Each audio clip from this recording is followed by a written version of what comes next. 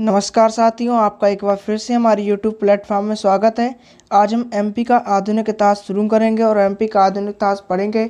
आज हमारे एमपी के आधुनिक इतिहास का पार्ट नंबर 11 है। इससे पहले हमने एमपी का प्राचीन इतिहास पढ़ा, जो पार्ट नंबर 1 से लेकर पार्ट नंबर 5 तक पढ़ा।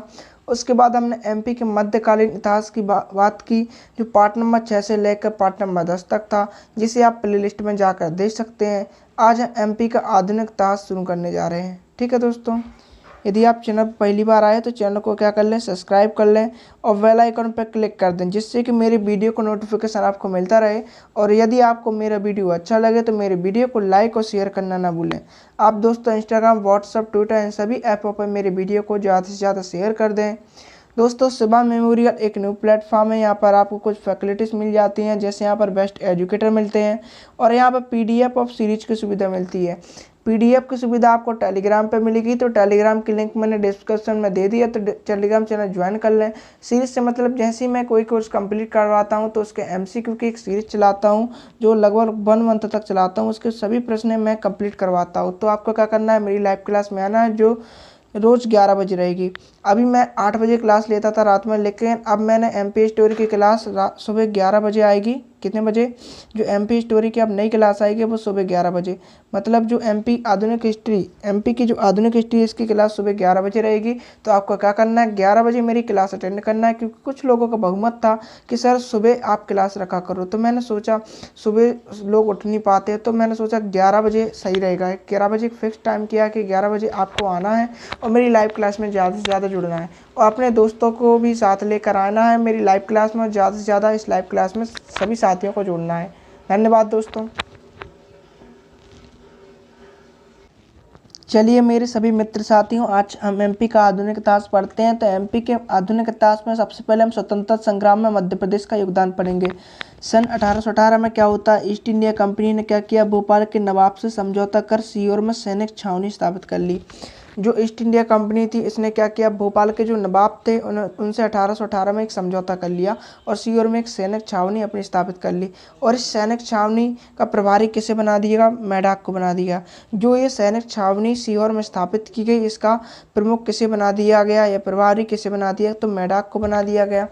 इस समझौते के तहत क्या हुआ था, जब सीहोर में छावनी स्थापित हो रही थी तो भोपाल के नवाब से एक समझौता किया गया कि जो भोपाल के पास जो नरसिंहगढ़ रियासत है, राजगढ़ रियासत है और जो भोपाल रियासत है, इन सभी रियासतों के जो राजनीतिक मामले हैं, राजनीतिक अधिकार हैं, ये सभी किसको सौंप दिया जाएंगे, मेढक को सौंप दिया जाएंगे। लेकिन जो नरसिंहगढ़ रियासत के कुंवर चैन सिंह थे, उन्होंने इसे गुलामी मानते हुए स्वीकार नहीं किया। क्या किया, गुलामी मानते हुए इसे स्वीकार नहीं किया। और नरसिंहगढ़ रियासत के राजकुमार कुंवर चैन सिंह मध्य प्रदेश के प्रथम स्वतंत्रता सेनानी थे, जिनकी मृत्यु हुई। किसमें हुई, अभी हम आगे बताएंगे। जो नरसिंहगढ़ रियासत के राजकुमार थे कुंवर चैन सिंह, इनके जो दीवान थे आनंदराम बख्शी और जो मंत्री थे इनके रूपराम बोहरा, ये अंग्रेजों से मिल गए थे। इस पर कुंवर चैन सिंह ने उन्हें मरवा दिया और तब मंत्री रूपराम के भाई थे, उन्होंने शिकायत कहाँ कर दी, कलकत्ता में। क्या होता है दोस्तों, जो नरसिंहगढ़ रियासत के राजकुमार रहते हैं कुंवर चैन सिंह, इनके जो दीवान रहते हैं आनंदराम बख्शी और जो मंत्री रहते हैं रूपराम बोहरा, ये अंग्रेजों से मिल गए थे। और जब इस बात का पता कुंवर चैन सिंह को पता चलता है तो ये इनका क्या करवाते हैं, हत्या कर देते हैं, इनकी हत्या करवा देते हैं। अब जो मंत्री रूपराम थे, इनके जो भाई थे, इनके भाई ने क्या किया, कलकत्ता में शिकायत कर देते हैं। इसके बाद क्या होता है, इसके बाद कुंवर चैन सिंह के सामने एक शर्त रखी जाती है कि नरसिंहगढ़ रियासत दे दी जाए और अफीम की खेती जो नरसिंहगढ़ रियासत में की जाती है वो अंग्रेजों को बेची जाए। कुंवर चैन सिंह ने इन दोनों शर्तों को मानने से इनकार कर दिया। तब अंग्रेज जनरल मेढक और कुंवर चैन सिंह के बीच सीहोर में सन 1824 में भीषण युद्ध हुआ और कुंवर चैन सिंह और उनके 2 अंगरक्षक बहादुर खां और हिम्मत खां इस युद्ध में लड़ते हुए वीरगति को प्राप्त होते हैं। इस संघर्ष में चैन सिंह के साथ ही उनका पालतू कुत्ता शेरू भी अंग्रेजों के हाथ से शहीद हो जाता है। आज भी हरबोलों के द्वारा चैन सिंह की महान गौरव गाथा गाँव-गाँव में गाई जाती है, जैसे चैन सिंह राजा की करूँ क्या बड़ाई, फिरंगियों को भुला दी रे लाई। चैन सिंह राजा की करूं क्या बड़ाई, फिरंगियों को भुला दी रे लड़ाई। ये गाथाएं आज भी बुंदेलखंड में गाई जाती हैं। ये आपको बात ध्यान रखनी, एक बार रिवीजन कर देते हैं दोस्तों। क्या होता है दोस्तों, जो कुंवर चैन सिंह 1818 में क्या होता है, 1818 में जो कंपनी रहती है ईस्ट इंडिया कंपनी, इसका किसके साथ समझौता होता है? इसका भोपाल की रियासत होती है, जो भोपाल की रियासत, इसके साथ समझौता किया जाता है। समझौते के तहत जो नरसिंहगढ़ रियासत थी, कौन सी? नरसिंहगढ़ रियासत थी, और जो भोपाल और जो राजगढ़ रियासत थी, ये इसके जो कौन थी? राजनीतिक मामले थे। कौन? राजनीतिक मामले। कौन से राजनीतिक मामले? ये किसको सौंप दिए जाते हैं? ये अंग्रेज जनरल मैडाक। क्यों सौंप दिए जाते हैं? जब ये 1818 में ईस्ट इंडिया कंपनी का भोपाल के नवाब से समझौता होता है, तो इस समझौते के तहत क्या होता है? सीहोर में क्या मिल जाती है इनको? भैया सैनिक छावनी। किसको? अंग्रेज को। तो इस सैनिक छावनी का प्रभारी किसे बना दिया जाता है? मैडाक को बना दिया जाता है। तो मैडाक को इसके साथ साथ क्या होता है? नरसिंहगढ़, राजगढ़ और भोपाल की जो राजनीतिक मामले होते हैं ये सौंप दिए जाते हैं। लेकिन क्या होता है? नरसिंहगढ़ रियासत के जो राजकुमार रहते कुंवर चैन सिंह, उन्होंने क्या माना? इनको गुलामी मानते हुए इसे स्वीकार नहीं किया। तो फिर बाद में क्या होता है? जो कुंवर चैन सिंह थे, इनके जो मंत्री थे, कौन? कुंवर चैन सिंह, ठीक है। जो इनके मंत्री थे रूपराम बोहरा, और जो इनके दीवान थे आनंद राम बख्शी, ठीक है, आनंद राम बख्शी। ये किसके साथ मिल जाते हैं? ये अंग्रेजों के साथ मिल जाते हैं। किसके? अंग्रेजों के साथ मिल जाते हैं। तो क्या करते हैं? इनकी ये हत्या करवा देते हैं। कौन हत्या करवा देता है? कुंवर चैन सिंह इनकी हत्या करवा देते हैं। अब जो मंत्री रूपराम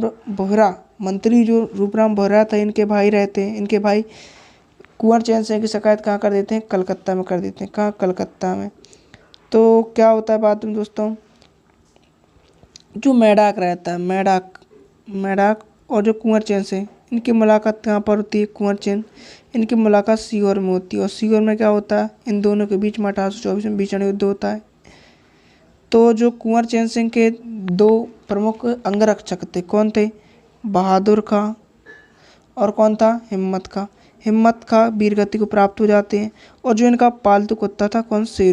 शेरू भी इस वीरगति में प्राप्त हो जाता है। क्या होता है? शेरू भी इस वीरगति में प्राप्त हो जाते हैं। और जो कुंवर चैन सिंह थे, मध्य प्रदेश के प्रथम स्वतंत्रता सेनानी थी। कौन थे? ये मध्य प्रदेश के प्रथम स्वतंत्रता सेनानी थे, जिन्होंने अपनी रियासत के लिए अंग्रेजों से युद्ध लड़ा था। और इनकी जो गाथाएं आज भी बुंदेलखंड में सुनाई देती हैं। एग्जाम्पल के लिए, चैन से राजा की क्या करूं बड़ाई, फिरंगियों को भुला दी रे लड़ाई। चैन से राजा की करूं क्या बड़ाई, फिरंगियों को भुला दी रे लड़ाई। ये गाथाएं आज भी हमारे बुंदेलखंड में प्रचलित हैं, जो कि गाई जाती हैं, ठीक है। इसके बाद हम देखते हैं दोस्तों मध्य प्रदेश के प्रमुख विद्रोह। अब मध्य प्रदेश में कुछ विद्रोह हुए, जैसे महाकौशल विद्रोह। महाकौशल कहाँ क्षेत्र है? तो हम महाकौशल बता देते हैं आपको। महाकौशल कौन सा वाला क्षेत्र कहलाता है, ठीक है। तो महाकौशल क्षेत्र ये वाला एरिया, ठीक है। ये कौन सा है? महाकौशल क्षेत्र। महाकौशल की राजधानी कौन थी मध्य प्रदेश की? तो महाकौशल की राजधानी मध्य प्रदेश में नागपुर थी। कौन सी थी? नागपुर। तो महाकौशल का जो प्रमुख केंद्र है वो नागपुर है दोस्तों, ठीक है। तो जो महाकौशल में विद्रोह में नागपुर में विद्रोह हुआ था। 1818 ईस्वी में क्या होता है? 1818 ईस्वी में क्या होता है दोस्तों? जल्दी बताइए। 1818 ईस्वी में क्या होता है? महाकौशल क्षेत्र के सबसे पहले विद्रोह की चिंगारी दिखती है। 1818 ईस्वी में महाकौशल क्षेत्र में सबसे पहले विद्रोह की चिंगारी दिखाई देती है, जब अंग्रेजों ने नागपुर के देशभक्त शासक अप्पाजी भोसले को मंडला, बैतूल, छिंदवाड़ा, सिवनी और कछार क्षेत्र छोड़ने के लिए बाध्य किया था। ऐसी स्थिति में क्या हुआ था? अप्पाजी साहेब ने अरबी सैनिकों की सहायता से, किसकी सैनिकों की सहायता से? अरबी सैनिकों की सहायता से मुल्ताई के समीप अंग्रेजों से युद्ध किया, किंतु अप्पा साहेब पराजित हो गए और उन्हें अंत में भागना पड़ा। सन 1833 में रामगढ़ नरेश जुझार सिंह के पुत्र देवनाथ सिंह ने अंग्रेजों के विरुद्ध विद्रोह किया, किंतु वे भी असफल रहे। क्या होता है दोस्तों 1818 ईस्वी में? क्या होता है एक बार समझते हैं दोस्तों। 1818 ईस्वी में क्या होता है? जल्दी बताइए। 1818 ईस्वी में क्या होता है? 1818 ईस्वी में क्या होता है? 1818 ईस्वी में जो महाकौशल क्षेत्र, इसमें किसने? अप्पाजी भोसले थे। कहाँ के थे? नागपुर के थे। कहाँ के थे? नागपुर के थे, ठीक है। तो इनसे क्या छीन लिया जाता है? इनसे जो मध्य प्रदेश का मंडला था, बैतूल था, छिंदवाड़ा था, ये सभी रियासतें इनसे छीन ली जाती हैं। क्या होता है? ये सभी क्षेत्र जो रहता है, ये जो क्षेत्र रहता है, ये अंग्रेज अप्पाजी भोसले से छीन लेते हैं। तो क्या होता है? अप्पाजी भोसले किसकी सहायता से? जो अरबी सैनिक रहते हैं, अरबी सैनिक की सहायता से अंग्रेजों के विरुद्ध क्या लड़ते हैं? युद्ध लड़ते हैं। क्या? अंग्रेजों के विरुद्ध लड़ते हैं। लेकिन क्या होता है? अप्पाजी भोसले अंग्रेजों से पराजित हो जाते हैं और अंत में उन्हें क्या करना पड़ता है? भागना पड़ता है। इसके बाद क्या होता है? 1833 में क्या होता है? 1833 में जो रामगढ़ के नरेश थे, कहाँ के? रामगढ़ नरेश थे। क्या नाम था? जुझार सिंह। और जो उनका पुत्र रहता है, नहीं तो सॉरी दोस्तों, जुझार सिंह का जो पुत्र रहता, कौन पुत्र रहता, क्या नाम था, देवनाथ। देवनाथ क्या करता है, अंग्रेजों के विरुद्ध विद्रोह करता है, कौन, देवनाथ। 1833 में क्या होता है, 1833 में दोस्तों, 1833 में रामगढ़ के जो नरेश थे जुझार सिंह, इनका जो पुत्र था देवनाथ, ये क्या करता है, अंग्रेजों के विरुद्ध विद्रोह करता है, लेकिन क्या होता है, असफल रहता है, ये असफल हो जाता है, इनका विद्रोह क्या होता है, असफल हो जाता है। इससे पहले 1818 में महाकौशल क्षेत्र में अप्पाजी भोसले ने विद्रोह किया, लेकिन वो अंग्रेजों से मुल्ताई में पराजित होता है। कहाँ पर पराजित होता है, मुल्ताई में पराजित हो जाता है। इसके बाद 1833 में रामगढ़ के लिए जुझार सिंह के पुत्र देवनाथ विद्रोह करते हैं, लेकिन ये भी पराजित हो जाते हैं। इनका जो विद्रोह रहता है ये असफल रहता है। इसके बाद हम बात करते हैं दोस्तों, अब जो सागर में हीरापुर है, तो हीरापुर के राजा कौन थे, हीरापुर के राजा भैया कौन थे, हीरापुर के राजा किरणशाह। किरणशाह ने क्या किया, 1842 में विद्रोह किया। ठीक है, अंग्रेजों के विरुद्ध हीरापुर के राजा किरणशाह ने भी विद्रोह किया। कब किया, 1842 में किया। इस प्रकार यह विद्रोह सागर, दमोह, नरसिंहपुर से लेकर जबलपुर, मंडला, होशंगाबाद के सभी क्षेत्रों में पूरे एमपी में फैल चुका था, लेकिन तालमेल नहीं होने के कारण, सामंजस्य नहीं होने के कारण अंग्रेजों ने क्या किया, इस विद्रोह को दबा दिया। क्या किया, अंग्रेजों ने इस विद्रोह को दबा दिया। क्या हो गया, जो नेता थे, जो यहाँ के जो राजा थे, ये एक दूसरे से जुड़ नहीं पा रहे थे, ये अलग अलग विद्रोह कर रहे थे, जिस वजह से क्या किया, अंग्रेजों ने धीरे धीरे इस विद्रोह को क्या किया, दबा दिया। इस विद्रोह में भरूच के जो भरूच कहाँ पे, सतना में, भरूच का जो स्तूप है, इसका निर्माण किसने करवाया था, अशोक ने करवाया था। तो जो भरूच के मधुकर शाह हैं, चंद्रपुर के जमींदार जवाहर से, और जो चंद्रपुर के जमींदार हैं जवाहरहट, सॉरी दोस्तों, जो भरूच के मधुकर शाह हैं, चंद्रपुर के जमींदार जवाहरहट से थे, और जो नरसिंहपुर के जमींदार थे दिल्लन शाह, इन्होंने भी 1842 में विद्रोह किया था। क्या किया था, जो भरूच के मधुकर शाह थे, चंद्रपुर सागर के जमींदार जवाहरहट थे, और जो नरसिंहपुर के जमींदार दिल्लन शाह थे, इन्होंने भी 1842 में विद्रोह किया था। ये सभी हमारे मध्य प्रदेश के विद्रोह थे। जो प्रमुख रूप से आपको महाकौशल का विद्रोह ध्यान रखना है कि 1818 में क्या हुआ था। सबसे पहले विद्रोह की चिंगारी महाकौशल क्षेत्र में दिखाई देता है, जहाँ पर अप्पाजी भोसले ने विद्रोह किया, क्योंकि उनका जो क्षेत्र था मंडला बैतूल वाला, ये किसने, अंग्रेजों ने छीन लिया था। और अप्पाजी भोसले ने क्या किया, अरबी सैनिकों की सहायता से मुल्ताई के समीप अंग्रेजों से युद्ध किया, लेकिन वह असफल रहे और उन्हें भागना पड़ा। ये सब बातें आपको ध्यान रखनी है। इतना सब हमने मध्य प्रदेश के इतिहास में मध्य प्रदेश के प्रमुख विद्रोह जाने, और क्या जाना हमने, और हमने जाना कि स्वतंत्र संग्राम में मध्य प्रदेश का क्या योगदान रहा। लेकिन अभी स्वतंत्र संग्राम में मध्य प्रदेश का योगदान इतना सा नहीं है, बहुत बड़ा योगदान है, तो हम इसको भी पढ़ेंगे दोस्तों। लेकिन आज की क्लास में दोस्तों बस इतना ही है। अगली क्लास में हम जानेंगे कि मध्य प्रदेश में स्वतंत्र संग्राम का क्या योगदान रहा, मतलब स्वतंत्र संग्राम में मध्य प्रदेश का क्या योगदान रहा। ये एक बहुत बड़ा पार्ट है दोस्तों, तो हम इसको कल कवर करेंगे, और कल हम स्वतंत्र आंदोलन पढ़ेंगे। उसके बाद हम थर्ड क्लास में झंडा सत्याग्रह, नमक सत्याग्रह, जंगल सत्याग्रह, चरण पादुका सत्याग्रह, पंजाब मेल सत्याग्रह, त्रिपुरी अधिवेशन, ये पढ़ेंगे। फिर उसके बाद हम लास्ट पार्ट पढ़ेंगे भोपाल का स्वतंत्रता संघर्ष, चावल सत्याग्रह, व्यक्तिगत सत्याग्रह, और भोपाल का जलियांवाला बाग हत्याकांड। इस तरह पढ़ते हुए जो हमारा एमपी का आधुनिक इतिहास रहेगा वो 4 क्लासों में समाप्त कर दिया जाएगा। इसके बाद दोस्तों हम एमपी का जियोग्राफी स्टार्ट करेंगे।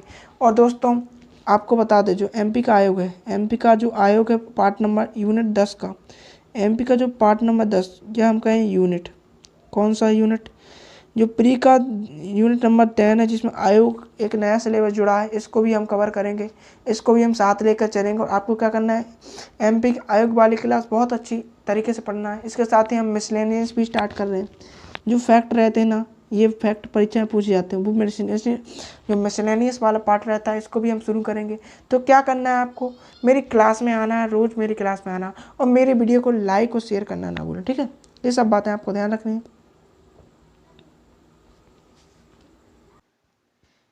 यदि आप चैनल पर पहली बार आए तो चैनल को सब्सक्राइब करना ना भूलें, बेल आइकन पर क्लिक कर दें, जिससे कि मेरे वीडियो को नोटिफिकेशन आपको मिलता रहे। दोस्तों शिवा मेमोरियल एक न्यू प्लेटफॉर्म है, यहाँ पर आपको कुछ फैसिलिटीज़ मिल जाती हैं, जैसे यहाँ पर बेस्ट एजुकेटर मिल जाते हैं, पीडीएफ और सीरीज की सुविधा मिलती है। तो पीडीएफ प्राप्त करने के लिए आपको टेलीग्राम चैनल ज्वाइन करने पर, टेलीग्राम की लिंक मैंने डिस्क्रिप्शन में दे दी, डिस्क्रिप्शन आप जाकर टेलीग्राम चैनल ज्वाइन कर लो। सीरीज से मतलब क्या है, जैसे ही मैं एमपी का कोर्स कंप्लीट कराऊंगा तो एमपी के एमसीक्यू की सीरीज चलाऊंगा, जिसमें आपको ज्वाइन होना है। तो मेरी जो लाइव क्लास रहती थी वो पहले 8 बजे रहती थी, तो 8 बजे अब मैंने बंद कर दी है, क्योंकि कुछ लोगों का कहना था कि रात में मैं लाइव क्लास नहीं आ पाता हूँ सर, तो मैंने कहा ठीक है सुबह अपन क्लास कर लेंगे, तो उनका भी बहुमत था कि सर आप सुबह क्लास रखें। तो मैंने 11 बजे का टाइम बनाया। तो आप बताइए दोस्तों कमेंट में कि जो 11 बजे मैंने क्लास रखी है ये कैसी रहेगी। सुबह 11 बजे जो मेरी लाइव क्लास है ये कैसी रहेगी। एमपी की जो आधुनिक हिस्ट्री पढ़ाऊँगा वो मैं 11 बजे ही पढ़ाऊँगा। यदि आप चैनल पर पहली बार आए तो चैनल को सब्सक्राइब कर लें और बेल आइकन पर क्लिक कर दें, और मेरे वीडियो अच्छा लगे तो लाइक करें, और वीडियो को इंस्टाग्राम, टेलीग्राम, व्हाट्सएप और अपने मित्र साथियों के साथ शेयर कर दें, जिससे ज़्यादा से ज़्यादा लोग मेरी लाइव क्लास में ज्वाइन हो सकें। दोस्तों जो मैंने डिस्कशन क्लासेस थी ये 25 मई से स्टार्ट कर दी है, और इसके 3 सेशन थे, 3 सेशन मैंने कंप्लीट कर दिए हैं। तो आप क्या करें, प्ले लिस्ट में जाकर चेक कर लें कौन कौन से सेशन मैंने कंप्लीट किए हैं। इसके साथ ही दोस्तों मैंने जीडीपी पर एक वीडियो बनाया था जो इकोनॉमी की क्लास में है। किसमें? इकोनॉमी की क्लास में। तो आप क्या करें, इकोनॉमी की क्लास में जीडीपी के बारे में जान लें, और जीडीपी के बारे में मैंने बहुत अच्छे से तरीके से संबद्ध तरीके से समझाया। तो क्या करें, आप जीडीपी की क्लास को देखना ना भूलें, क्योंकि जीडीपी एक हमारे इंडिया का महत्वपूर्ण टॉपिक है। तो आप इसे देखना ना भूलें। धन्यवाद दोस्तों। मेरी लाइव क्लास में जुड़ना ना भूलें। सुबह 11 बजे सभी मित्र साथियों को बता दें कि जो मेरी लाइव क्लास रहेगी वो सुबह 11 बजे रहेगी दोस्तों। एमपी की जो हिस्ट्री, आधुनिक हिस्ट्री है, इसकी जो लाइव क्लास रहेगी वो 11 बजे रहेगी। धन्यवाद दोस्तों।